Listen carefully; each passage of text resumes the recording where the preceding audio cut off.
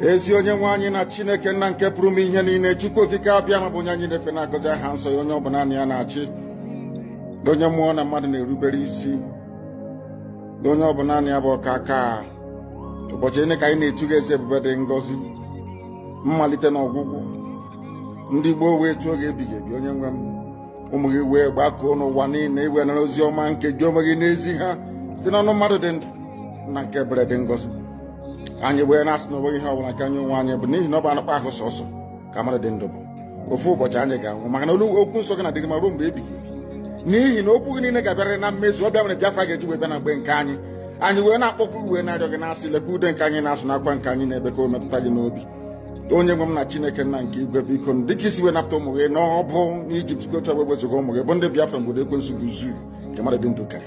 Anyị wee na-aja gị mma, na-asị gị n'ime ọnọdụ anyị na anyị ga-ekele ha nsọ gị, wee nye gị nsọpụrụ ụtọ na eji ama mgbe niile, n'ihi na anyị enweghị chi ọzọ ewezuga gị. Anyị nwe anyị anaghị efe arụsị. Ọbịa mere iji wee na-agọzi nsọmụkwụ anyị niile. Ọbịa mere IPOB ji wee gbaa mgbọrọgwụ n'ụwa niile. Anyị anaghị atụ egwu mmadụ dị ndụ. Anyị wee na-eto gị eze ebube dị ngọzi, sị gị biko gbatara anyị ọsọ enyemaka. Ọ bụ naanị gị bụ onye anyị na-efe nwanyị bụ isi ala nye ka i wee napụta ndị gị n'ọbụ nke ekwensu. Anyị wee na-enye gị ofe na nsọpụrụ na ija mma, na-asị lekwa ka ndị iro anyị niile ka kasị wee baa ha ọnụ, ha wee daa hapụghị ekonye ọzọ. Obodo ekwensu bụ zu ala ọkwa n'ihi eze ebube dị ngọzi. Anya ọnwa anyị bụ ụmụ gị wee na-akpọkwa ha nsọ gị, na-asị na enweghị chi ọzọ egwezuga gị. Anyị wee na-aja gị mma, wee na-eto gị, na-asị onye kere ihe niile kere eke mana nwere onye kere na otuto niile na nsọpụrụ niile na ịja mma niile site n'ebighị ebi mara ebi ka a na-arịọ gị.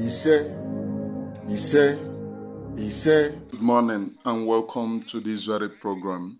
My name again still remain Onyebuchi Nwashibrobi, known as a Great Seer or the Sea of the Seer. Ndibai Aromena. This very program that I have is a leak voice of Uchechi. You had the DOS na-eme small. I mean, SDOS na-eme small, not DOS. Biko habara. SDOS na-eme small. The version 3 of the S ụmụara ndị oshi achọrọ achọ na-eme very small thing compared to what is happening now. What these very people are doing is small thing compared to what is happening now. This voice, leak voice, is the leak voice of Uchechi. Na Mazi Nnamdi Kanu ya divorce ọ ya okwe ha divorce ya gbapụ ọsọ gaa Kenya gaa lụrụ nwaanyị ọzọ nọrọ ebe aha go ụlọ na-agba moto. So you now know the foundation. Ima 2022 and na-agwa unu na ex-wife of Mazi Nnamdi Kanu. In fact, now we are understanding that marriage never existed. This very woman have already concluded that she is not going to marry Onyendu. She was seeking for divorce. Onyendu hapụ ya gbafuo. So now you know. The other time I played her voice, few weeks before Ejido Onyendu, she was calling Onyendu's PA to investigate ebe Onyendu nwere ụlọ. She was calling Onyendu's PA to know ebe Onyendu nwere ụlọ. And I ask people, this very woman knows what she is into. Makomana, something is about to happen. That is the reason why she is asking of where Onyendu nwere ụlọ, so as to be able to claim those properties. Oma, that something is about to happen. And this leak voice says it all. And Iya connected the dots in this leak voice with Chibuzo Nwegwato. After interviewing her, she was praising Chibuzo, a very strong comrade. After interviewing her on his platform, Chibuzo said, "Because of you, I will start insulting Mazi Nnamdi Kanu." In another program that he did, he said, why are people allowing why are Mazi Nnamdi Kanu allowing people to insult Uchechi? Because I know my spirit never lies to me. My spirit told me that this very woman is the one destroying Mazi Nnamdi Kanu, of which I never argue when my spirit speaks to me. I told you people, my guiding angel never lies. They told me, and I said that this woman is an S. She's a destruction to Onyendu and will never come. As far back as 2022, insult from left, right, and center. But I thank God that those who argued it then are now coming to the reality that what I said was the truth. Those who fought me for that word are now coming to reality that what I said is the truth and nothing but the undiluted truth. If you watch this particular video, which I will play now, I just want to prepare your mind. You will shed tears to what Onyendu have gone. If this woman could speak to an outsider, na akpari Onyendu like this, no jikwe ịlụ nwaanyị adịghị ya nke a na ibia divorce ọ chọghị divorce ọ gbapụ gaa Kenya ka ihe ọ gara Kenya eme ọ gaa Kenya gaa mabụrụ nwaanyị ọzọ goro ụlọ na-agba moto nọdị ebe aha. That is the reason why you see the SDOS. When she speak like this in the secret, she comes up to tell you people, Mazi Nnamdi Kanu, my husband, I went to him and he told me, Agune Chamber, somebody that you have been dragging, divorce me. So you suddenly love the person. I ask you people, how come Uchechi was pregnant? How come Uchechi agreed that the fear of losing my beautiful husband? Go and watch that program, Omenimba. When he is around, we play, we smile. But underground, she is spoiling people's mind. Okoro Prince Darlington the same thing. Okoro onye ọbụla ha na-ekwu okwu ị na-emebi Mazi Nnamdi Kanu. That man, oke mkpi a, nwaanyị ka ụmụ anya hapụ that guy nke a na ibia ihe ọ na-spoil were poison na spoil the minds of people. Poison na spoil the minds of people. But once she come, achọrọ m ka ị remember at the beginning, she said na fear of my kidnapping of my husband shipri ya nwa nọ n'afọ, but it is now confirmed na Onyendu biri Kenya for 1 year. And she said she doesn't know his way about. Then who impregnated you? Thank God you confirmed that you have a miscarriage. Who is responsible for that miscarriage? Because nwa enwere ike inwe miscarriage for bụ nwa nọ below 4 months, 5 months. Inwe nwa 6 months, even inwere ike iti isi gị. A na-enwekwe nwa 6 months miscarriage. A na-enwe miscarriage 6 months.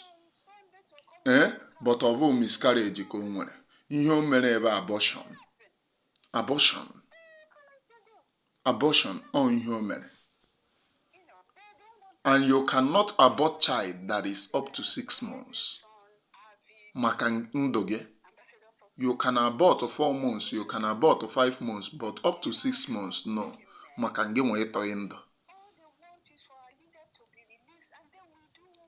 This very woman told you people now the kidnapping of Mazi Nnamdi Kanu, the shock shipri ya imedi ya n'afọ. But this voice says otherwise. No fight ever go a chalk or divorce or choy doka igbu ya. Without much ado, ka egba bano na the voice, and I will be back, please. A quick one, yeah. I just called Prince Darlington and I blocked him. So instead the child goes there now, my block of Wadi. And I want you to send this voice note to Onyendu because I'm not gonna know. You know, I'm that now. I'm a room one actually. Okay, and actually is when you actually sit down and discuss what is not truth. Yeah, That is what gossip is. And concoct things that are not in existence. And Umuoki will be very good at that. And I can't stand it. Okay? So if ever you and I have had conversations, and that is the conversation that took place when Onyendu was taken, and is what is true out there. Onyendu Nnamdi Kanu was in Kenya. He was taken in Kenya. He was arrested in Kenya. And then what was he doing in Kenya? I did not know that he was in Kenya. He took his bag and said he was going for a meeting. And Okwa were in a certain place. I want you to send this voice note to him. Okwa Ebe, one person has refused to change. Now, I thought the other person now, and that other person I said, I want a divorce. Then the worker make it in why refused the divorce.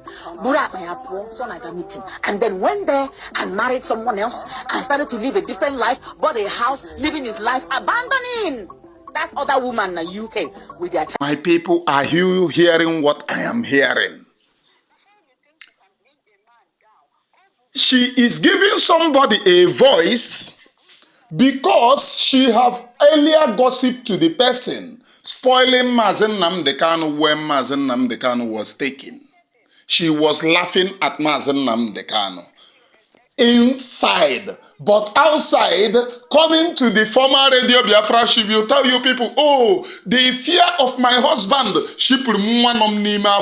but she went to another person and told the person that she cannot stand to have that child. That was what she told the person, that she have to abort the baby. Now, the question now is, who got her impregnated? Because she said that she needed a divorce. If they were knocking, living in good, Mazi Nnamdi Kanu wouldn't have taken her bags and leave. What she said is that she wants a divorce. And Mazi Nnamdi Kanu told her that she is going to a meeting and left the house. But what she did not tell you is that the ties aspect of it, the beating aspect of it, the threatening of Onyendu Mazi Nnamdi Kanu that he will disgrace him international. She did not tell you that one. Are you getting me? You people must listen to these lies. So she's now giving this woman a voice because she had already gossiped to the woman. Now, when she gossiped to the woman, and this very woman is not comfortable with it, she's not comfortable with it. She was going from one platform to the other, one particular people to the other, spoiling the minds of the people against Onyendu. And those who are on her side, those who are on her side, those who are on her side, those who are on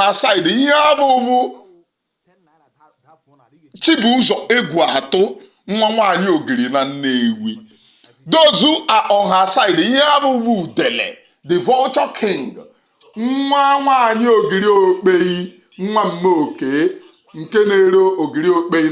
well before HIV. Those who are on their side can be classified as cash osun makondina bahuru. The imbe, all these very people are good example of idiots. That is the reason why I am classifying those who are on their side as them. When you look for idiots, you know, you will say, oh, how does idiot look like? Look at Ikensi Uriago. Look at Udele. Look at Keshiosu. Then you will get the definition of idiots. People that Fulani occupy their land, they told you, oh, Keshiosu, oh, I cannot talk about Fulani. That is not my area of specialization. Udele, I cannot talk about the Fulani. In fact, it's not Fulani, even though when they caught Fulanis doing it, oh, I cannot talk about them. It's not my area of specialization. Ikensi Uruago, I cannot talk about the Fulani. It's not my area of specialization. But their own brother is their area of agonalization. Agụ chọrọ ịgụgbu their family. Ha use their brother Ghana Aduro to be a particular sabot to them. Those who are on their side can be classified as beautiful idiots. Or not beautiful idiots, useful idiots. I am Mwashibulubi. But this woman will always come and tell you, Onyendu, my husband, I went to him. Onyendu did not tell me so. You know, when I was with Onyendu, we used to talk, we used to laugh. You know that fear of losing your precious husband that you used to talk, you used to laugh, but underneath, she is engineering those insulting Onyendu, but coming out to exonerate herself, but underground, she is doing underground work, telling a lot of people that this man will Luku, that this man will who, that this man will V, onye aka ị na-ege ntị, ịmakwa onye ọ nọọba ịta nwaanyị, onye bụ onye ndu ọ, ịmakwa na ọ idiot ka ọ nke a na ibi ya. Just because this particular woman, this voice ọ na-enye now, also na onye go Prince Darlington, block or ya, because all gwara Prince Darlington, and Prince Darlington refused to buy. Prince Darlington refused to buy, and this Prince Darlington was the same person who fought for her when I was exposing her. Because of it, Prince Darlington said, I am exposing them and DOS. That I should do this. This is the Prince Darlington who could have offered me to Onwike in exchange for these very people. She went to gossip to the same Prince Darlington, and Prince Darlington said, I will not buy this one. I no go buy am. And because of this, she gossiped to this woman again. This woman said she no go buy, and she is giving that person voice. Oh, take this, go and give it to Onyendu. But this is the same woman who will tell you, oh, I went to prison to visit Onyendu. Are you now agreeing with me that since they capture Onyendu to your date, she never visited? It is only once that she visited DSS, and she told you what Onyendu asked her. Onyendu asked her, have you come to give me the last kiss, Judas? Now she talking by her mouth on her program. She said that she visited Onyendu, and Onyendu, my husband, said, oh, have you come to give me the last kiss? Now, from her mouth. And that was the first and last she visited Onyendu till this very day. Onyendu has spent 5 years. When time come, all of una go understand wetin I dey talk. It's getting clear that since 2022, are you seeing the exposition of the day with her voice? Since 2022, I have been right. What did I call her? Ex-wife of Onyendu. Oh, people, we are defending her. Oh, she's not. Are you now hearing from her that she is seeking for divorce before Onyendu left her? This woman pushed Mazi Nnamdi Kanu to where they kidnapped him. Due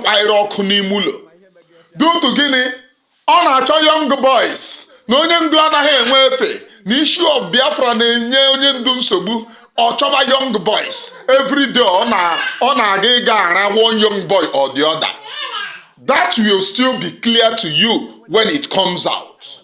Ọtata ka m kwubere. My own is to speak the truth. Consistency.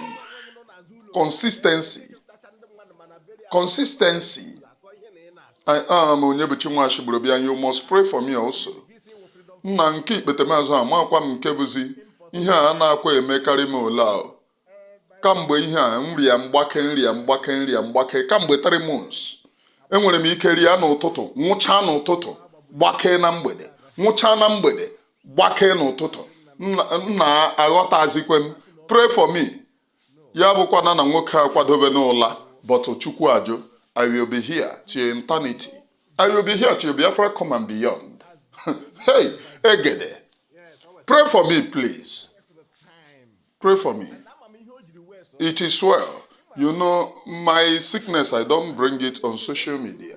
Nobody that I have ever discussed it with In fact, if I make a mistake, self, you want to know, I will tell you, no, it is not. That is the reason why those idiots said, oh, he is seeking HIV is the one disturbing him. If na HIV, I for thank God, at least he gave medicine. And it is free medicine. Not this one that I spend even. If I tell you how much I spend sometimes, that is the reason why I beg every time. And people are saying, oh, do this, do that. You are not better than the doctors treating me. Here, please. I am Uchechi Anyanwụ. Pray for me. Are you getting me? Now, this very woman comes out. Oh, I visited my husband. We speak. Oh, we went and laugh. Onyendu have a birthday and he invited me and the son. He said that I should bring the son. Oh, I then remember my beautiful husband. Today is my birthday. Underneath, she's spoiling that man. This is the voice. Underneath, she is insulting Onyendu. Underneath, she is calling Onyendu names. Kenya gara Kenya ime lekwe voice onyara voice ankatara. Nwanyị a ya atapa mmadụ. I out there. I got a Kenya. Kedu ihe ọ gara Kenya ime? Ọ gara ebe a go ụlọ, go ebe a na-agba moto, go ebe a lụọ nwaanyị ọzọ. That is the reason why you are hearing Chibuzo Egwuato. I will bring evidence. So, isi na ịma ha na ọ nọ na Kenya, na ọ gara ebe a na-agba moto, ọ gara ebe a arụ ụlọ. Then ka ezi ka isi wee mara na o nwere ụlọ, nwee moto, ma ịma na ọ nọ na Kenya. That means you are the one that sold him. Remember my exposition. Somebody told me that this very woman have been calling Onyendu. I want to see you. And I have said this in the time past. Now you can connect those informations that came as at that time to see if there is truth in it. 2022, if you have been following me, somebody gave me a vital information saying that this particular woman, Onyendu, left her and run to Kenya. This was the information. The day that I said it, I said this is information somebody gave me and run to Kenya. Then this very woman started calling Onyendu. Ebe ka ono, mgbe ọbụla ọ na-disturb ya nwa nke a na ibi ya. Onyendu said, I am in Kenya. She said she is coming to Kenya. She is coming to Kenya. Vososi buruzi Onyendu.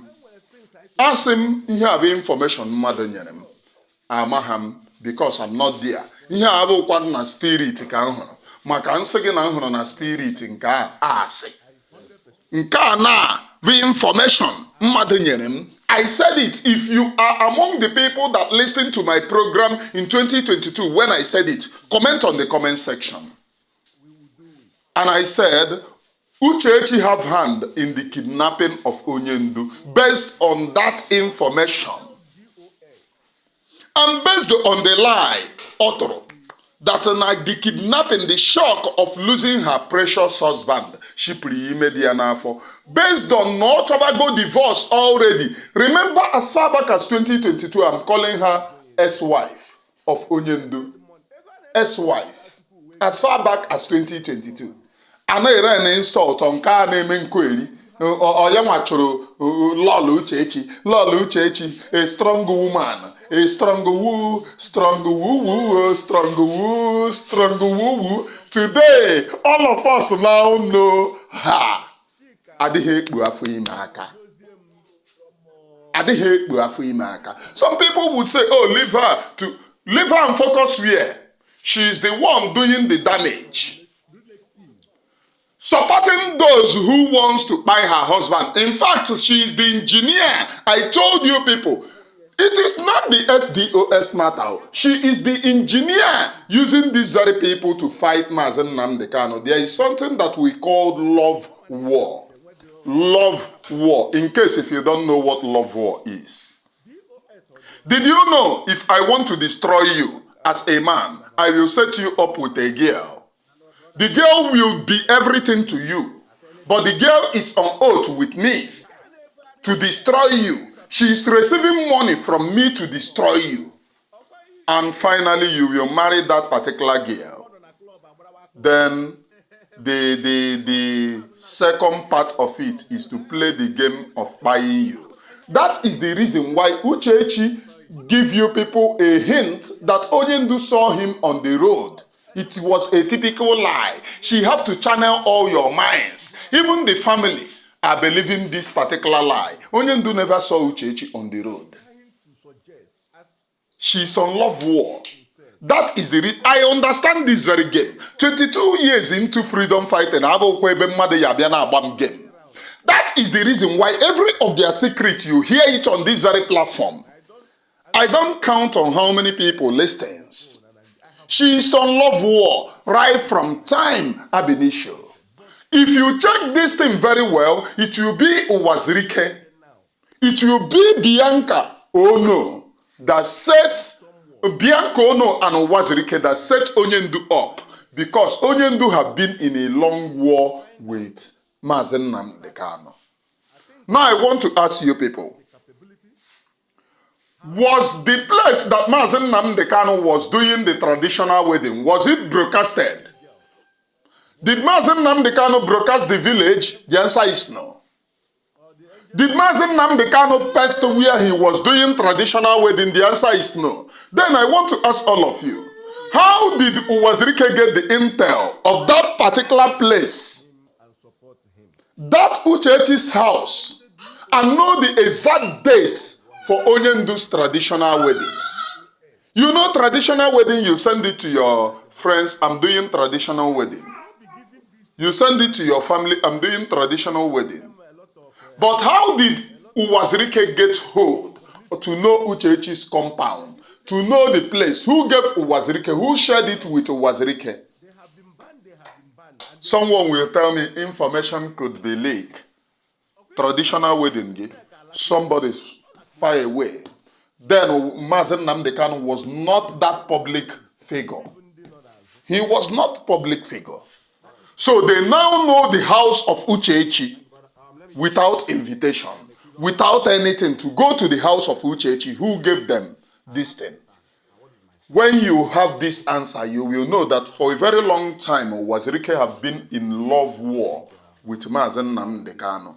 They set Uchechi to destroy Mazi Nnamdi Kanu. This is the final phase. That is the reason why they are now parading. Imagine Uwazirike, some people are trying to sell Uwazirike to our people, bad market. And I have destroyed that Okoko on Facebook. Just go to Facebook and see what is happening. The last time I checked, it was about 60 something to 70,000. If I'm not mistaken, 60 something or 50 something thousand views. Our people are getting to know him, and our people are understanding my write-up.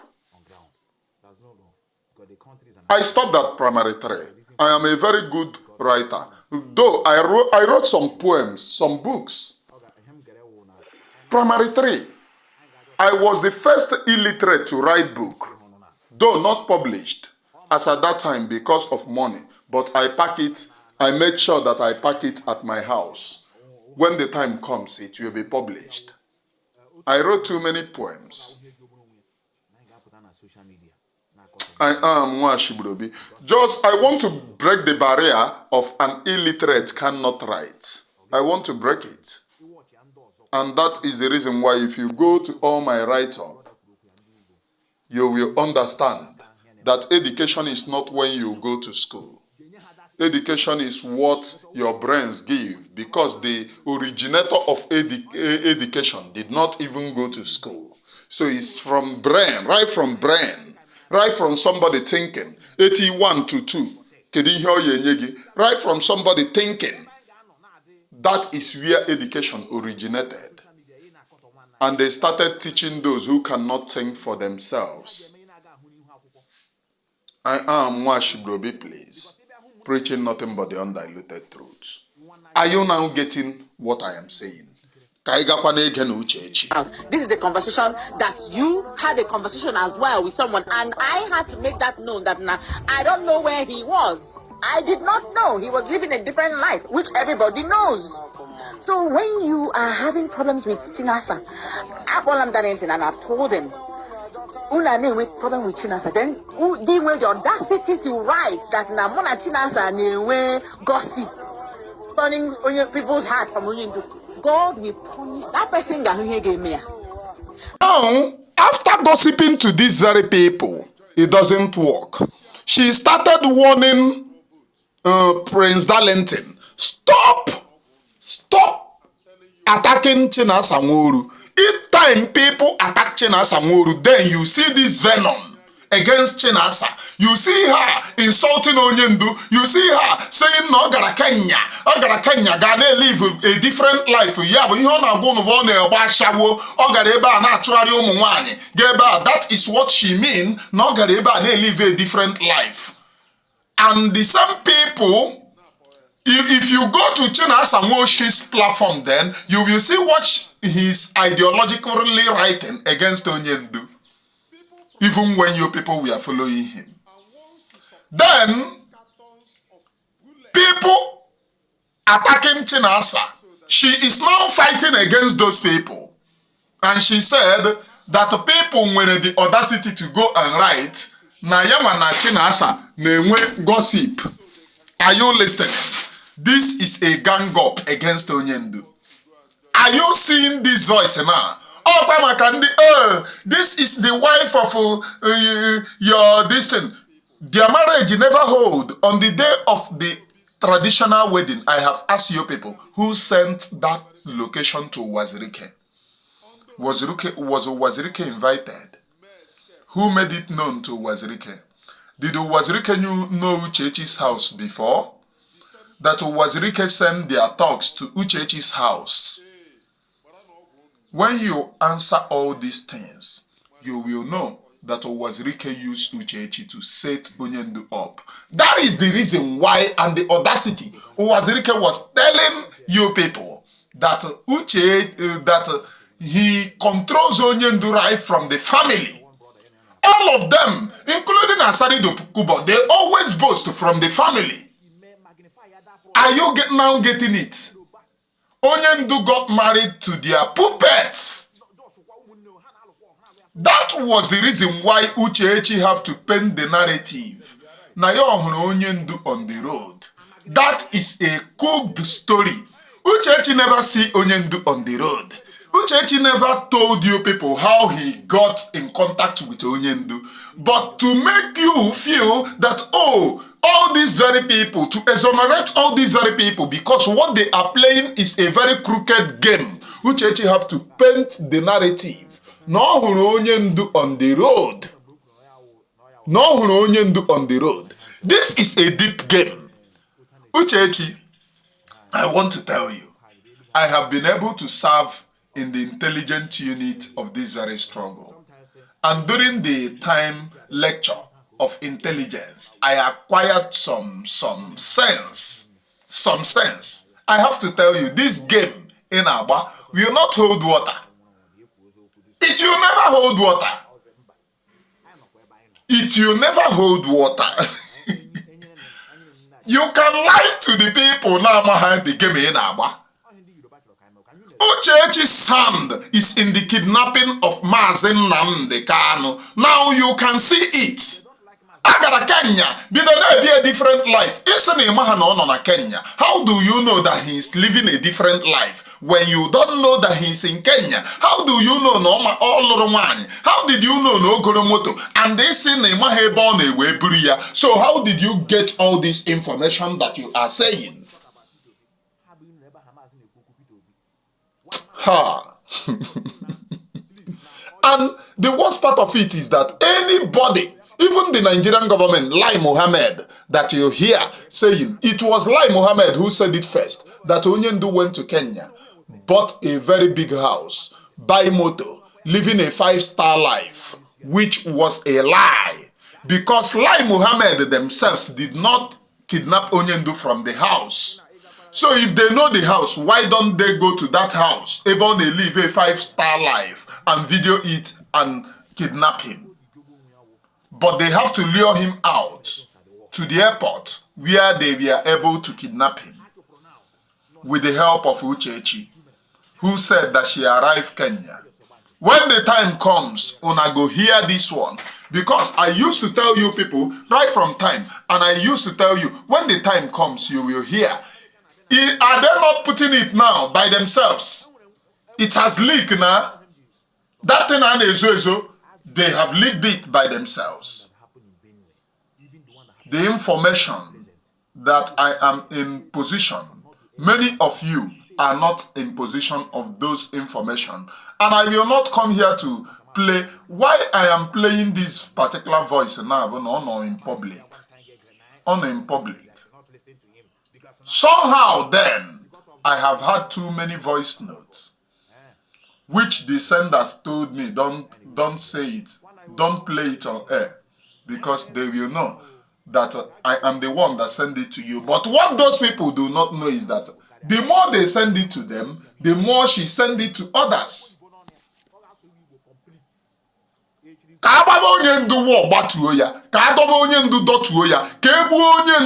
That is the only thing Uchechi is interested on.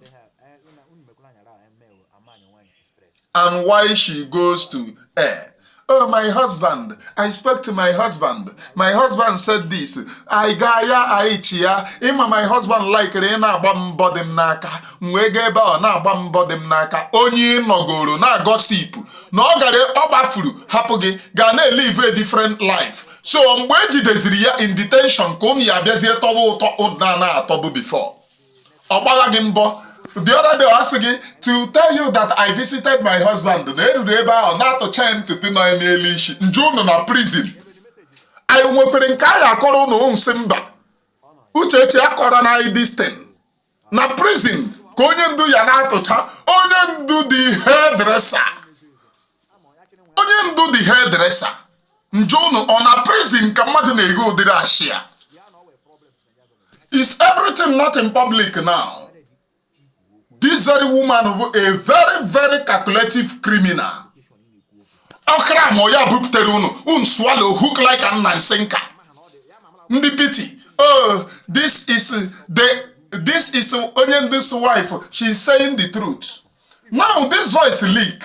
Her team is on damage control. Oh, look at how they are blackmailing this very woman. This voice is supposed to be in secret, but now they have put it on social media. So if it's supposed to be in secret, if this woman is spoiling the minds of people in secret against Onyendu, why is she claiming that, oh, when I visited Onyendu,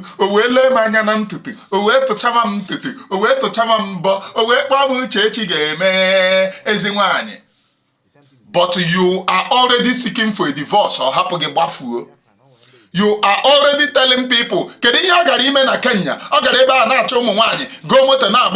build live a 5-star life. The same language of Lai Muhammad. Is it in secret? Kenya. Oh, na la Biafra ka ya no eme. Okwesi ndị DSS chọvam and ha na-achọ. Isi ndị DSS chọvam. Ịgwara your Soludo boyfriend. Soludo na-ara nwunye Mazi Nnamdi Kanu. Will I say it again? Ndị na-publish here. Soludo, go to Abuja, continue the hunt. Because also DSS with them. Soludo, are you not na-ara nwunye Mazi Nnamdi Kanu? I mean, Uchechi Anyanwụ, not nwunye Mazi Nnamdi Kanu. Are you not na-ara Uchechi Anyanwụ? All of you are chameleon. Be proud of what you are doing in secret. That's my own for you. Be proud of what you are doing in secret. In secret, you sneak a game, but you are ashamed of what you do in secret. Are you not an idiot? If you are ashamed of what you are doing in secret, why are you doing it? Me, I don't have any secret. That thing I say in the secret, I say it in the open.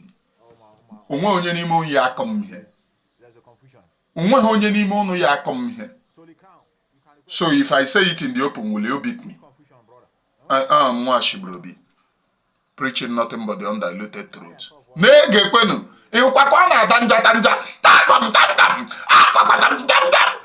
you know a disgrace like this.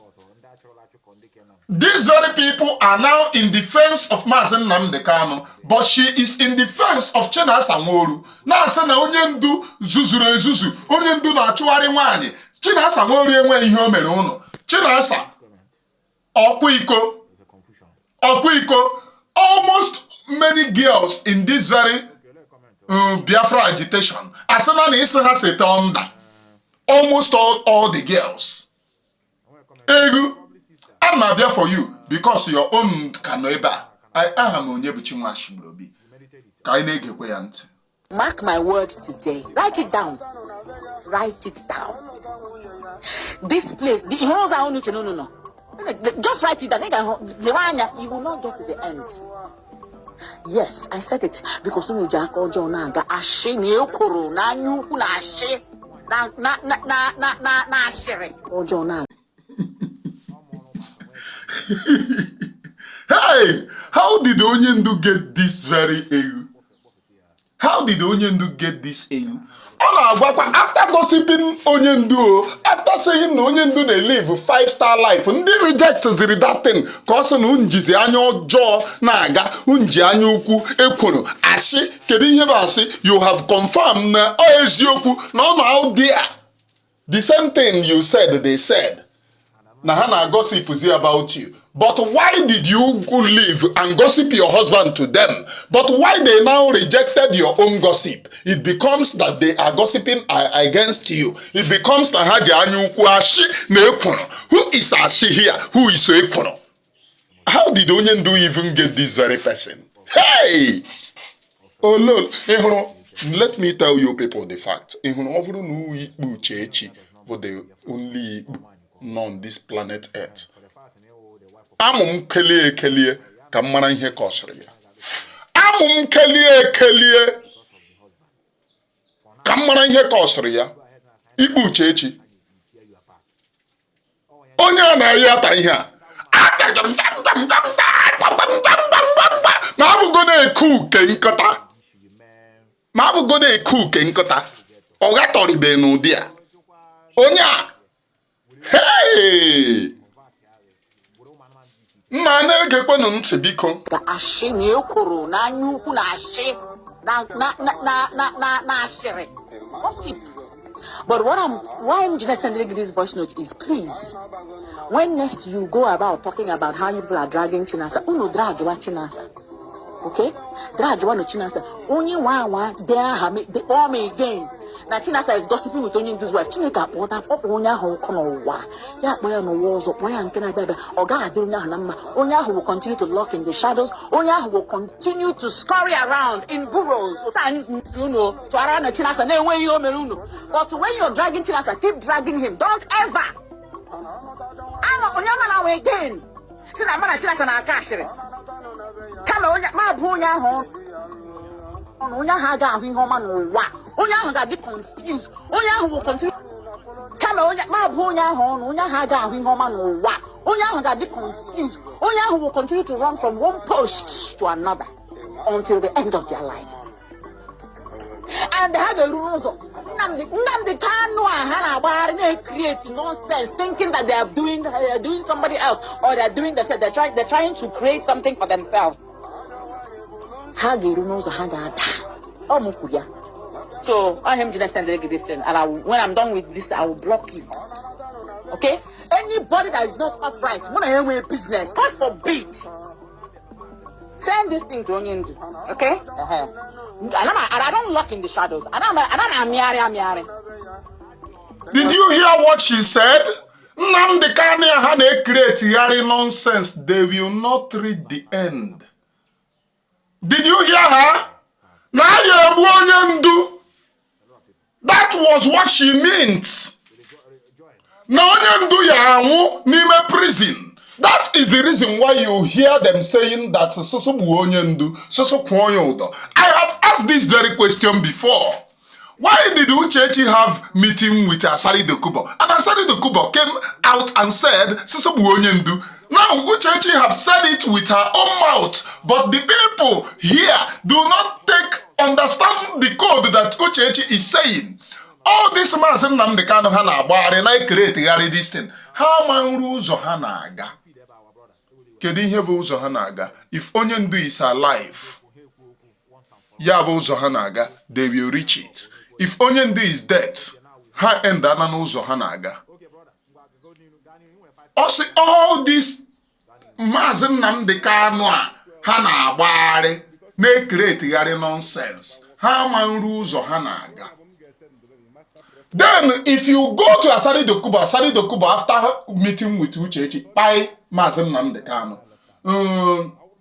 Chibuzo Nwegwu atọ, sọsọ tụọ nga, sọsọ gbuo ya na ọ tosiri ịnwụ ọnwụ. Udele, sọsọ gbuo onye ndu. Chinasa Nworu, sọsọ tụọ nga, hey, na ọ bụ an idiot na ọ bụ nke a. Are you now getting from the depth of gbuo onye ndu bụ from Uchechi? She said it here, ọ nọkwa na this thing. Ọ bụrụ na ime isiri ya, rewind na gekwe ihe o kwuru. Ọ bụrụ na ime isiri ya, in case because the people enyere voice do not understand code. Mo onwe m bụ Gagbo na. Before you said Jack, I understand what you mean. All this Mazi Nnamdi Kanu ha na-agagharị na-create this thing. Ha ma nru ụzọ ha na-aga. Kedu ụzọ? If Mazi Nnamdi Kanu is alive, Mazi Nnamdi Kanu is the ụzọ. Its own. If Mazi Nnamdi Kanu is alive, ha eruo n'ụzọ ha na-aga. If Mazi Nnamdi Kanu is dead, ụzọ ahụ end ana. So, what Uchechi mepere ọnụ susu mee bụ ka egbuo Mazi Nnamdi Kanu. What Uchechi mepere ọnụ susu mee is to kill Mazi Nnamdi Kanu. What Uchechi is agitating is to unalive Mazi Nnamdi Kanu. It is here in this very note. The same woman who are telling you people, oh, me and my husband this, cooking lies to you. Now the question is, if this woman could open her mouth and say that Mazi Nnamdi Kanu will die, na ndị na-create nonsense ama nru ụzọ ha na-aga, which the ụzọ in code, if you practice code to the code word, the ụzọ ha na-create, they are on the side of Mazi Nnamdi Kanu. Now she's on the side of Chinasa Nworu, asking people, oh, Mazi Nnamdi Kanu gara na-achụ nwaanyị, ọ gara na-eme nke a. When they turn against her, she started saying, why are they gossiping about her? But you gossip to them. When they rejected the gossip, you started saying that they are gossiping against you, that you and Chinasa Mazi Nnamdi Kanu are gossip. But the same gossip you have gossiped to them, they are still hearing Chinasa saying the same gossip. So who is the gossiper among you people? You casted yourself. If this woman could open her mouth here in this very program and say na Mazi Nnamdi Kanu ya anwụ by saying na amanru ụzọ a na-aga, it is a code. For those of you who do not understand code, I do not blame you. You can say anything that you can say. I have been 20-something years in freedom. And freedom no abụghị administrative, abụghị ndị kpọte. Mba na freedom a na-aba inner caucus. Inner caucus ọ ihe m na-aba ka m wee na-ama ihe a na-eme mara mgbe eriri m. Ọ ya ka m ji wee mara mgbe ụwaziri ike riri adụrụ. Ndị administrative ụwaziri ike nọ na-eti hey odogwu ha ma na orie na-adụrụ. Ya mere ihe m ji wee mịa n'oge. Ihe m na-eji eme mba freedom baa na the taproot bụ ka m mara mgbe ejiri anyị wee gbazuo ahịa. Ka m mara mgbe ejiri anyị gbazuo ahịa. Mma anọ na among the people na-ewepụta information. Nke ọ bụla a chọrọ ka ewepụta. Nke ọ bụla a na-achọ ọkwa na ijide information. Mma anọ soro na the inner caucus. Ka a mara mgbe eri adụrụ ndị awe. Ka m hapụ iwere ndụ m chụọ aja for ihe m na-ama. Although Luwa Rama Satan is safe right from time. Man, to tell you people the fact, pray for my health because it's deteriorating. I am Mwashibrobi, please. Even oku ekwurekwu anọ. Mma na-elest ka m si eme program na ọ bụrụ one program in a day or once in ihe a mmemme maka ọ na-enye m nsogbu n'ahụ. Ọ na-enye m oke nsogbu. I am Onyebuchi Nwashibrobi, but when you think about all that is happening in this Biafra agitation, you cannot help. than do program every day. Before I do program, it is well. I am Onyebuchi Nwashibrobi. Are you now getting it? What Uchechi said in her code is Mazi Nnamdi Kanu will buy. Nanda niile na-ekeretigharị thinking that they are defending Onyendu will not get to the end of the road. Onyendu is the road. If he is alive, they must surely get to the end. But if he is dead, the road has closed. That is the word of Uchechi, that Onyendu will die. I guess Prince Darlington ha voice na ndị voice do not understand the code Uchechi kwuru ebe a. Uchechi is a very smart criminal. You people should revisit the voice, please, and listen to her word. She told you people that Onyendu ya anwụ, mana unu ama ha. A gwara unu na Onyendu ya anwụ since unu gba nkịtị, unu ama ihe ọ gwara unu. That is the reason why ndị ọzọ ji ekwu ya. Okenna oke mkpi nke nọ na Germany. He is now shadow of himself. When a man becomes a shadow of himself, everything that he has labored for is in vain.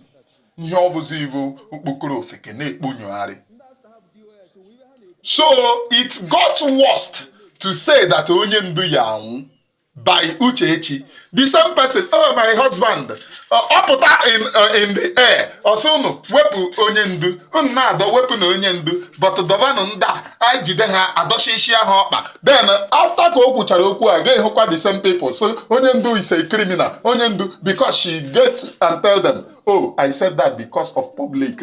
You people should continue. You people should continue. They say, oh, Onyendu is a criminal. Onyendu is this. Onyendu is that. Oh, Onyendu. Uchechi have practically said verbatim, no Onyendu Mazi Nnamdi Kanu ya anwụ. When you speak to me, I'm very smart. Oh.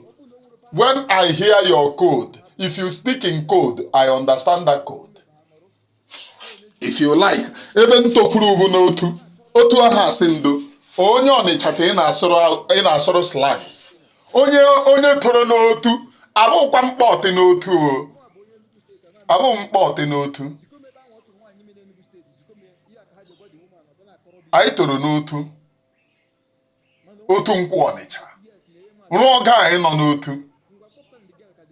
Kama ezume ohi. I am Nwashibrobi.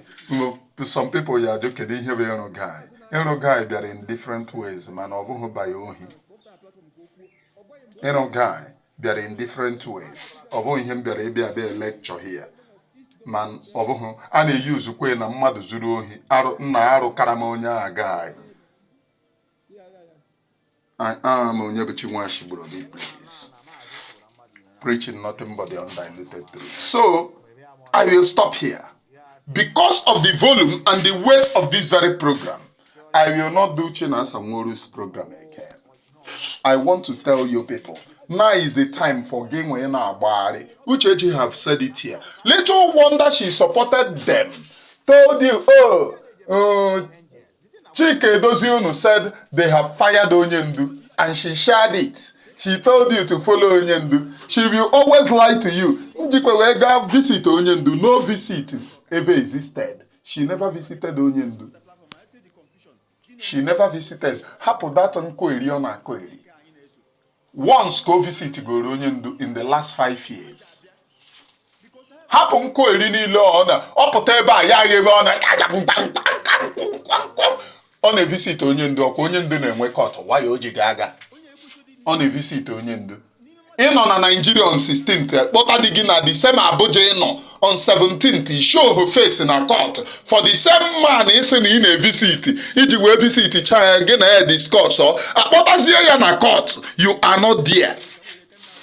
And you are in Abuja. Ana akọrọ ụnụ ụmụ ihe niile a. Agwara m ya na mgbe anyị na Abuja akpọta ya ka Chineke kpọrọ gị ọkụ. At the beginning, this very woman gere ụnụ ashị. You know, I have been on her matter. Also know that they took my husband, and people have been saying, people, why Uchechi Jigano in protest? Did you know that after kidnapping Onyendu, like a year, Uchechi did not even speak? Uchechi lakpuru onwe. The day do to gịnị a na-ajụ na-akpọkwa mgbe m na-ebidobe ememe insult na-ajụ ya kedu ihe mere o ji wee lakpuo n'ịpụta na ndị UK na-ege ntị. Nwaanyị amadị m na o rejista onwe ya as a married woman, o rejistara onwe ya as a baby mama na ọ dị single. A single lady ka o rejistara onwe na UK.